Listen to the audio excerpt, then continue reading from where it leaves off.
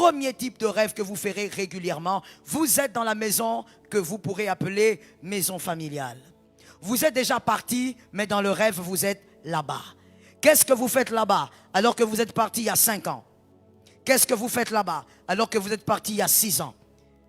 Tu te retrouves toujours dans cette maison-là.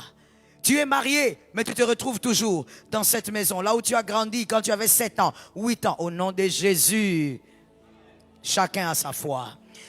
Deuxième type de rêve, tu es sur le banc de l'école, tu n'as pas de stylo. Pour nous ici à Kinshasa, bleu, blanc.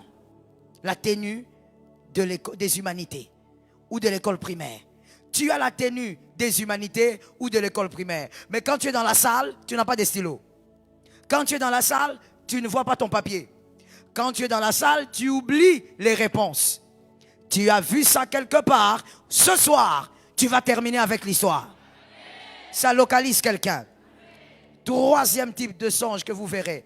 Vous verrez un animal qui vous suit dans tous vos rêves, en tout cas dans la majorité, alors que dans la vie réelle, vous n'avez pas cet animal. Vous ne l'avez jamais eu. Mais vous êtes toujours avec cet animal dans votre rêve, qui marche avec vous, qui vous accompagne. Des fois même, il ne vous accompagne pas, mais il est juste là. Et il est toujours là. C'est le signe d'une présence de condamnation qui est attachée à votre prénom. Mais au nom de Jésus, vous devez arrêter ça. Quatrième type de rêve que vous ferez, vous vous verrez souvent avec des vêtements sales, vêtements déchirés. Vous vous verrez toujours, dans certains cas d'ailleurs, nus. Toute nudité n'est pas sorcellerie. Dans les rêves, je dis, toute nudité n'est pas sorcellerie. C'est pour ça qu'il y a des gens qui ont peur de dire « Ah, j'ai fait des rêves où j'étais nu ». Ils croient que s'il dit ça, on va dire qu'il est sorcier, elle est sorcière. Or, toute sorcellerie n'est pas, nudité plutôt n'est pas sorcellerique. Il y a des nudités qui représentent simplement l'humiliation, le rejet, l'abandon. C'est-à-dire tu as été dépouillé de l'honneur. N'oubliez pas qu'avec Joseph, on a dû changer ses vêtements combien de fois le jour de son miracle? 2 fois. On a changé le vêtement 2 fois. On a changé pourquoi? Parce que chaque vêtement exprime une position. Et donc le vêtement est l'image de la gloire. Comme les cheveux aussi représentent la gloire dans les Écritures. Les cheveux d'une femme représentent la gloire aussi dans les Écritures. Les vêtements aussi. Donc quand tu te vois nu régulièrement, tu dois savoir, il y a une humiliation qui est attachée à toi.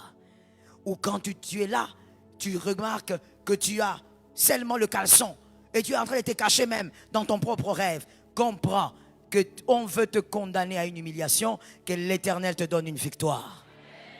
Est-ce que quelqu'un m'entend bien? 5e songe, tu vois très souvent que tu es en train de perdre des choses importantes dans ton rêve. Tu perds des choses importantes dans ton rêve. Ça peut être de l'argent, ça peut être un sac où il y avait des choses très importantes. Comprends qu'il y a une chaîne d'humiliation qui est en train de réclamer. Mais tu dois détruire cela au nom de Jésus. Écoute-moi très bien parce que j'ai fini.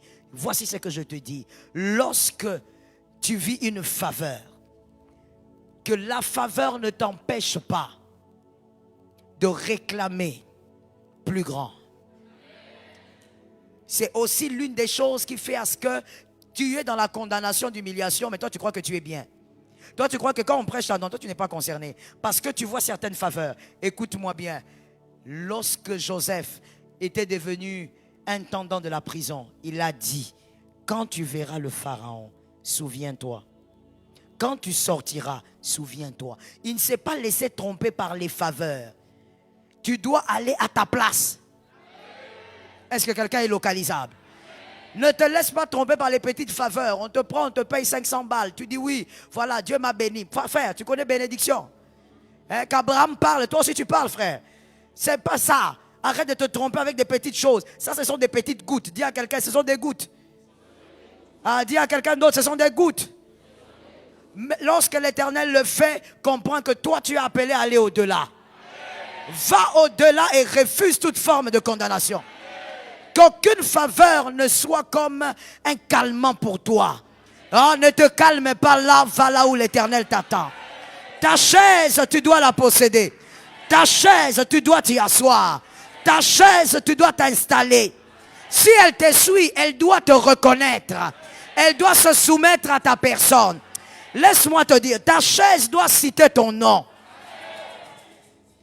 Comme la condamnation crie contre toi. Maintenant, après ta prière, il faut que autre chose commence à t'appeler. Que la faveur de Dieu commence aussi à te chercher. Lève ta main droite de là où tu es, s'il te plaît. Marazakaya Mashata. Tu vas bien visualiser ces 10 chaises. Et toi, tu as une chaise là. Ah oui. Il faut voir ta chaise.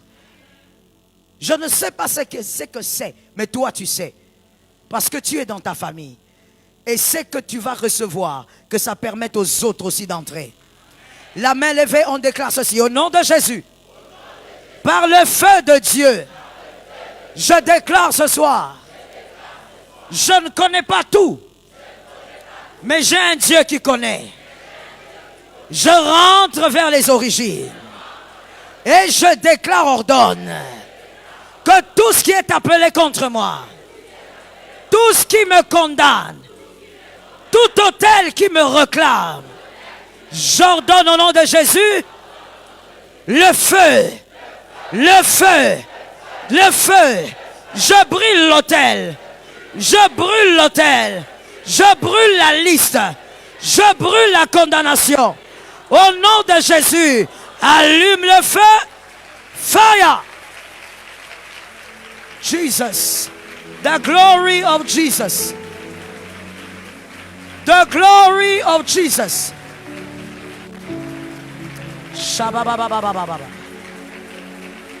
The glory of Jesus.